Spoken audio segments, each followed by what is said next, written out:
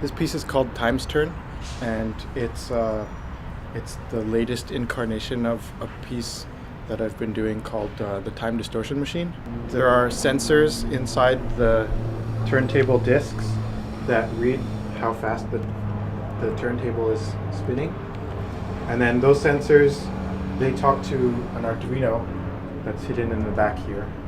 I've got it hidden in here, the little bit of wiring for the Arduino, and basically it's just taking the signal directly from the turntables and sending it to the computer. It keeps track of about 5 seconds worth of video from the camera over here, and depending on how people interact with the turntables, it shows different parts of that 5 seconds at the same time. So you get multiple moments in time combined into the same image.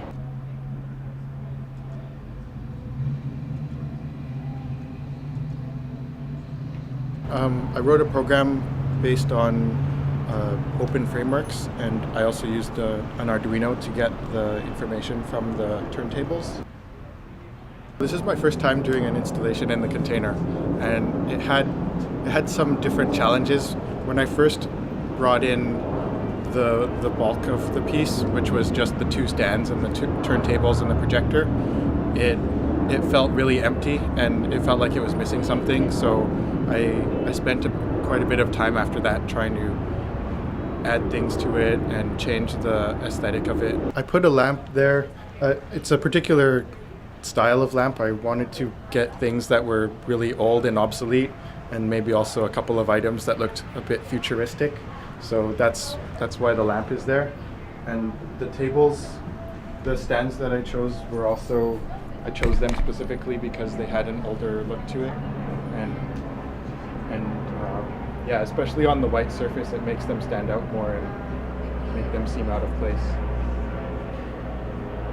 The drum was a little bit random, but drumming also has to do with time again, and music has to do with time. Yeah, the shoes they just fill it out too. I mean, I could make up something and say when you're walking, it's like the tempo of a beat, and so that's also related to time. Yeah, and the clock. I've got a few clocks there too. So there's a little guy, and then there's one on the wall over here, and then another clock on the ceiling to the upper left. When I picked up the clocks, the woman at the thrift store said, "Oh, you really like clocks?" This label. Yeah, that's just a nothing. That's just a nothing? Yeah, I think I got that from, there was an event where it was a fundraiser where you had to destroy a car. And okay. At the Vancouver Collab, they had an event where you had to destroy a car, and that was my souvenir takeaway from that event. On the opening night, actually, there were quite a few people playing with the piece, and immediately, as you see new people interacting with it, you find your mind just bubbles with ideas. One of the people playing with the installation was an artist, and he actually had the idea of pointing the camera at the screen and turning it into a feedback loop, and I realized that could probably be used as the engine to drive the temporal distortions. And right now I'm using software to do it, but it would be really interesting if I could have a less digital way of creating similar effects. He was using his phone to try to get an angle on it so that the camera was taking the picture on his phone and the phone was taking a picture of the screen. And then I was like, okay, well, why don't we just do this? And then we have a time distorted feedback loop. And it's a really weird effect because you see reflections of yourself down recursively, and then you also have the distortions that appear on it. So it's a really, I don't know, I just have to explore this idea further and see what kind of interesting ideas can come out of it.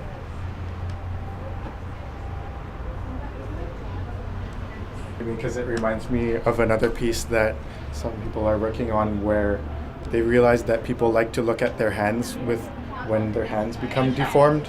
Like the first people, the inventor of the X-ray spent so much time looking at their hand that they got radiation poisoning, and so they're actually doing an art piece related to that idea of looking at your hand and seeing different kinds of deformations of it. You can see on the screen it's going crazy there.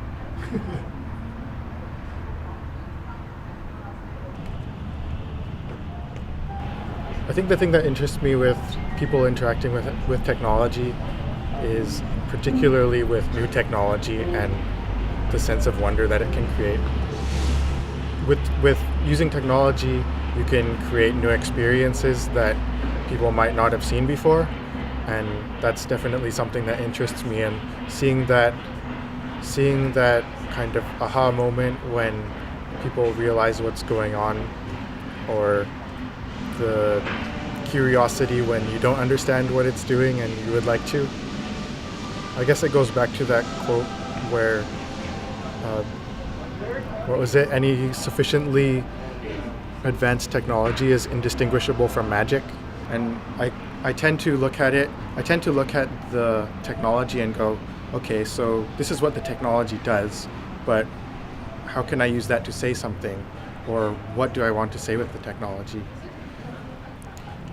That said, Vieco Sager in the Divination Tower lamented a little bit that artists tend to go in that direction where they start with the technology and then they say, oh, what do I want to say with it? Rather than saying, what do I want to say? And then finding a technology that's best to express that message. So maybe I'll practice going the other direction as well.